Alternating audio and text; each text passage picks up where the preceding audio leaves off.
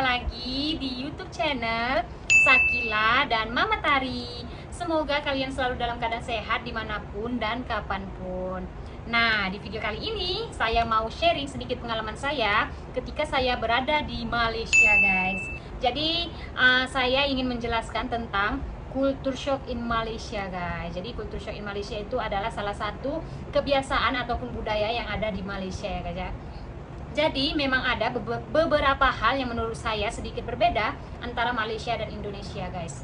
Tetapi saya mau mengingatkan ke kalian juga kalau saya tidak berniat sama sekali untuk membanding-bandingkan dan memburuk-burukan antara Malaysia dan Indonesia, guys. Karena menurut saya kedua negara ini adalah tempat yang sangat berarti untuk saya, guys. Nah, di urutan yang pertama ada pasar malam, guys. Nah, jadi kalau di Indonesia itu pasar malam seperti ini ya, guys. Dan di Malaysia itu pasar malam seperti ini. Jadi sebenarnya sama-sama dilakukan di malam hari, dan proses jual beli juga ada di tempat ini sama-sama. Tetapi yang membedakan adalah kalau di Indonesia pasar malam itu yang identik ada wahana permainannya ya, guys ya. Seperti ini. Dan pasar malam kalau di Indonesia itu hanya dilakukan dalam setahun sekali atau 2 kali aja. Dan kalau di Malaysia pasar malam itu hanya tempat menjual berbagai macam barang yang kita perlukan untuk keseharian kita, kayak ya guys ya, mulai dari makanan, pakaian, barang-barang yang kita perlukan lah untuk sehari-hari, semuanya ada di pasar malam ini. Dan pasar malam kalau di Malaysia itu dalam seminggunya itu memang sudah dijadwalkan 3 atau 4 hari beroperasi ya guys ya, atau dibukanya. Tidak sama seperti kita di Indonesia, hanya setahun sekali atau 2 kali. Tetapi kalau di Malaysia itu setiap minggunya memang ada, guys. Nah, jadi di urutan yang kedua ada pom bensin, guys. Tempat kita mengisi bensin untuk kendaraan kita. Jadi kalau di Indonesia bentuknya seperti ini, dan di Malaysia bentuknya seperti ini, guys. Sebenarnya sama fungsi, tetapi yang membedakannya adalah kalau di Indonesia kita dilayan dengan orang yang menjaga pom bensinnya, guys. Jadi kita tinggal terima bersih gitu, bayar, dan mereka yang memasukkannya. Jadi kita nggak perlu jalan ke sana membayar, tinggal turun dari motor, lepas itu mereka yang akan mengisikannya, guys. Dan kita di situ juga proses pembayarannya. Nah, tetapi kalau kita di Malaysia, kita harus layan sendiri, guys. Layan sendiri yaitu seperti self service, layan sendiri ya guys ya. Jadi kita turun dari kita punya kendaraan untuk membayar ke counter, lepas itu kita sendiri yang mengambil tempat isi minyak itu, memasukkannya ke kendaraan kita. Jadi ini yang dinamakan self service, guys. Nah, dan di urutan ketiga ada, kalian tahu ini apa? Nah, jadi kalau di Indonesia ini disebut beca atau bentor, guys. Jadi karena kalau di Indonesia ini kan termasuk negara yang besar ya guys ya. Jadi setiap kota itu kadang bahasanya juga nggak sama-sama gitu. Jadi ini di kampung saya ini disebutnya beca, dan kalau di sebagian tempat itu mungkin ini disebut bentor gitu ya. Nah, jadi kalau kita ke Indonesia, kita sudah tidak harus heran melihat beca ya guys ya. Kita tidak perlu heran. Jadi di Indonesia itu kita sangat banyak menjumpai beca atau bentor. Tetapi kalau kalian pergi ke Malaysia, kalian jangan heran dan jangan tercari-cari kalau kalian tidak menjumpai yang namanya beca atau bentor, guys. Dan kalau kalian pergi jalan-jalan ke Malaysia, kalian ingin menaiki beca, kalian jangan sekali-sekali menanyakan dengan orang-orang yang memang berasal dari Malaysia ya guys ya. Bukannya apa, takut mereka nggak paham apa itu beca dan apa itu bentor, karena mereka sendiri juga nggak pernah melihat itu sama sekali. Jadi di urutan keempat ada, kalian tahu ini apa? Laundry. Nah, jadi kalau kita di Indonesia laundrynya seperti ini, guys. Tapi kalau di Malaysia ada 2 bentuk laundry ya guys ya. Jadi saya juga nggak tahu sekarang di Indonesia ada bentuk seperti ini atau masih sama seperti ini.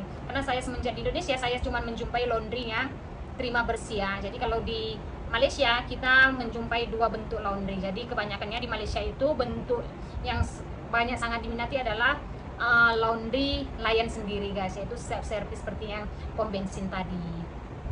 Jadi kalau kita di Indonesia, kita tuh terima bersih ya, kayak ngantarkan baju kotor nanti udah siap dicuci, udah semuanya udah dibuat, udah disetrika, udah di apa, kita tinggal terima bersih bayar gitu ya. Jadi kalau kita di Malaysia, kita boleh memilih dua akses, yaitu mau memilih yang layan sendiri atau mau menghantarkan ke laundry yang terima bersih gitu.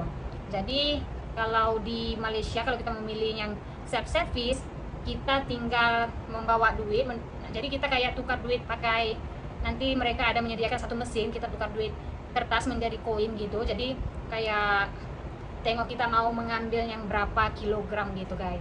Jadi harganya juga termasuk worth it dan sangat menjimat lah ya. Dan yang pastinya lebih hemat lah ya, karena kita layan sendiri, karena kita cuma membayar untuk mesinnya aja. Jadi kalau kita mau mencuci saja bisa, kalau kita mau mengkeringkan sekalipun juga bisa. Jadi pilihan itu tergantung pada diri kita sendiri ya. Kalau yang rajin itu mungkin dia cuma mencuci aja lalu dia menjemurnya sendiri gitu. Jadi ini yang disebut dengan dobi layan sendiri guys. Jadi kalau di Malaysia itu disebutnya dobi, kalau di Indonesia disebutnya laundry. Nah, di urutan yang kelima ada parkir guys, parkir. Nah, jadi parkir itu kalau di Indonesia kita nggak bebas berparkir ya guys ya, karena kita harus mau kemanapun kita, contoh kita mau pergi ke Indomaret, Alfamart, ataupun kita mau pergi makan aja, di depan kedai itu kita harus membayar parkir ya guys ya, karena udah ada orang yang memang menjaga area itu. Lalu setelah kita selesai dari membeli barang yang kita perlukan, mereka akan mengenakan biaya untuk kita membayar parkir. Jadi setiap kita berhenti kita harus wajib membayar parkir gitu ya guys ya, walaupun jumlahnya itu nggak besar, tapi kita nggak bebas berparkir kalau di Indonesia karena banyak orang-orang yang mengenakan biaya parkir dan jarang sekali kita mendapatkan parkir yang gratis gitu. Tetapi kalau di Malaysia, kalian jangan heran juga kalau suatu saat kalian ke Malaysia, kalian melihat untuk pengguna motor roda 2 kita tidak perlu membayar parkir guys, karena di sini bebas parkir untuk kendaraan roda 2. Jadi kita cukup mencari tempat yang memang benar-benar bisa untuk memarkirkan motor dan tidak mengganggu area kawasan. Jadi kita nggak mengganggu macam kita parkir di tempat yang kedai itu memang tidak dibenarkan untuk parkir ya. Jadi kita nggak boleh sembarangan parkir juga. Yang penting kita parkir di area yang aman gitu ya. Jadi kita pun harus saling. Tetapi memang kalau di Malaysia ini kita tidak ada orang yang suka-suka meminta bayar parkir gitu. Tetapi untuk yang mengendarai roda 4 mobil itu diwajibkan untuk membayar parkir ya guys ya. Jadi untuk membayarnya juga kita tidak perlu melalui orang gitu. Jadi nggak ada orang yang mengambil duit parkir. Jadi kita tinggal bayar ke mesin, karena dia akan menyediakan satu mesin, kita boleh bayar di sana. Jadi di Malaysia itu juga jadi di Malaysia itu memang sangat teratur juga peraturannya guys. Jadi kalau kita lupa membayar parkir, kalau nasib tidak berpihak dengan kita terkena denda guys ya. Jadi kalau kita bernasib baik, mungkin yang untuk parkir sebentar bolehlah gratis. Tapi kalau kita memang dalam waktu sejam 2 jam, sebaiknya kalian harus membayar parkir. Jangan sampai kalian gara-gara membayar parkir yang murah kalian terkena denda. Nah, di urutan yang ke-6 ke apa kelima? Saya bingung. Tadi saya sudah membahas tentang pasar malam, apa itu, mobil, dobi, pom bensin, parkir. Nah, jadi di urutan yang ke-6 ada bendera guys, bendera. Jadi kalau di Indonesia itu kita hanya memiliki satu bendera saja guys, yaitu merah dan putih. Tetapi kalau di Malaysia memang benderanya hanya satu. Malaysia itu memiliki satu bendera, yaitu seperti ini bentuknya, merah, putih, biru, dan kuning, yaitu lambang bulan dan bintang. Tetapi perlu kalian ketahui, Malaysia ini memiliki beberapa negeri. Setiap negerinya itu memiliki bendera yang berbeda-beda guys, yaitu seperti ini. Ini contohnya salah satunya ya, ada bermacam-macam. Jadi setiap negeri itu memiliki satu benderanya masing-masing, menyatakan kalau ini tuh negeri ini tuh negeri ini. Jadi kita lebih senang gitu ya. Tetapi kalau di Indonesia kan nggak ada ya. Lebih kurang sama. Kalau di Indonesia itu kayak provinsi gitu lah, setiap provinsi ataupun setiap kabupaten gitu lah. Provinsi lah saya rasa ya. Bayangkan kalau kita memiliki bendera masing seperti Malaysia, ada berapa bendera yang kita punya, karena Indonesia itu sekitar jadi sangat besar. Jadi kalau di Malaysia itu nanti saya coba Google search, tengok ada berapa negeri, saya juga kurang tahu. Nah, jadi di urutan ke-7 ada jadwal libur sekolah guys. Ini juga sangat penting menurut saya, ini juga sangat termasuk hal yang berbeda ya, yang memang benar-benar berbeda. Jadi kalau di Indonesia, kita jadwal libur anak sekolah itu ada 1 minggu 1 kali aja ya guys, yaitu di setiap hari Minggu. Tetapi kalau di Malaysia, jadwal libur anak sekolah itu ada seminggu 2 kali guys, yaitu setiap hari Sabtu dan setiap hari Minggu. Nah, itu juga salah satu budaya dan kebiasaan yang berbeda antara Indonesia dan Malaysia. Nah, di urutan yang ke-9 ada ini guys. Ini sangat famous, pasti ini sangat paling ditahu dengan kita orang-orang Indonesia. Ini apa? Ini adalah salah satu perkumpulan para ibu-ibu yang ingin menghibah guys, menghibah. Jadi ini adalah salah satu tradisi juga kalau kita tinggal di daerah perkampungan masih ya guys ya. Dan menurut saya kalau kita tinggal di daerah kota ini juga udah sangat jarang dilakukan ya guys ya, karena orang di kota itu lebih ke lo gue gitu ya kan. Tapi kalau di perkampungan itu kayak urusan orang itu menjadi urusan kita gitu, padahal sangat tidak bermanfaat juga, tapi hanya menambah dosa. Nah, jadi kalau boleh kita hindarkan, sebaiknya kita tidak usah berkumpul-kumpul seperti ini ya guys ya. Jadi kalau di Malaysia itu sangat susah kita jumpai perkumpulan-perkumpulan seperti ini guys. Jadi kalau di Malaysia itu rakyatnya lebih ke balik kerja terus di rumah ya, melakukan aktivitasnya di rumah. Masih banyak hal yang lebih penting dilakukan daripada harus berkumpul-kumpul seperti ini. Jadi kalau kita udah balik kerja, semua itu udah tutup pintu guys. Di sini jarang kita kalau balik kerja itu melihat pintu rumah orang terbuka ya. Itu yang paling penting. Kita jarang melihat pintu orang terbuka ketika balik kerja. Semuanya pasti tertutup. Nah, dan di urutan yang terakhir ada apa? Yo, tebak. Saya mau buat surprise sedikit karena saya masih mikir apa yang mau saya bilang nih. Masih bingung.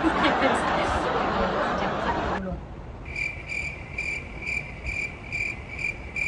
Nah, di urutan yang terakhir ataupun di urutan yang ke-10 ada ini guys, mobil. Tetapi yang mau saya bahas kali ini adalah kepemilikan mobil ya guys ya. Jadi kalau di Indonesia kebanyakannya warganya itu masih menggunakan motor dibanding mobil ya guys. Karena setahu saya yang memiliki mobil ini hanyalah orang-orang yang bisa dikatakan dari kalangan atas dan orang-orang yang benar-benar sudah mampu ya guys ya, dari segala bentuk materi ataupun yang lainnya, dari bentuk pekerjaannya semuanya lah ya, yang ataupun kebanyakan besarnya mereka sudah memiliki tempat tinggal menetap, baru mereka bisa memikirkan untuk memiliki mobil gitu.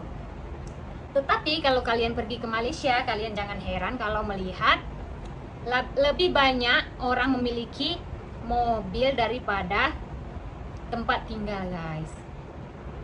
Dan 80%-nya itu warga negara Malaysia itu menggunakan akses mobil daripada motor ya guys ya. Jadi kalau kita pergi ke Malaysia, kita melihat di setiap bangunan itu banyak mobil daripada motor guys. Jadi kalian tidak perlu heran, karena saya pada waktu itu juga sangat heran. Wow, di Malaysia ini kayaknya orangnya kayak kaya semua ya, semuanya punya mobil gitu. Sedangkan kita kan kalau di Indonesia itu yang punya mobil itu kan kayaknya orang kaya, orang-orang yang memang benar-benar mapan gitu ya guys ya. Jadi ternyata ketika saya sudah mulai bertanya-tanya, saya sudah mulai mengerti. Ternyata mereka di Malaysia itu, mobil itu adalah salah satu akses mereka untuk bekerja guys ya. Jadi lebih banyak warga negara Malaysia itu memilih kendaraan mobil daripada motor untuk mereka mencari rezeki. Jadi mereka nggak harus menunggu mereka punya tempat tinggal baru bisa membeli mobil ya. Jadi pemikirannya mereka juga sedikit berbeda antara Indonesia dan Malaysia. Jadi sekali lagi saya minta maaf, ini hanya pandangan menurut saya sendiri ya guys ya. Dan ini murni asumsi dari pemikiran saya sendiri dan apa yang saya lihat. Dan kalian, oke guys, sampai di sini dulu 10 poin yang sudah saya jelaskan tentang culture shock in Malaysia. Semoga bisa bermanfaat untuk kalian, karena sedikit banyaknya saya sudah menjelaskan apa-apa saja itu. Dan kalau ada kata-kata yang salah dan informasi yang salah dari ucapan saya minta maaf ke kalian semua, dan kalian bisa mengkoreksi di kolom komentar saya. Jadi saya bisa memperbaiki apa-apa saja kesalahan agar saya tidak mengulanginya di video saya yang akan datang guys. Dan tidak lupa saya juga berterima kasih ke kalian yang sudah subscribe, like, dan komen di video channel saya guys. Nah, sampai di sini dulu video saya kali ini. Jumpa di next video. Assalamualaikum, bye bye.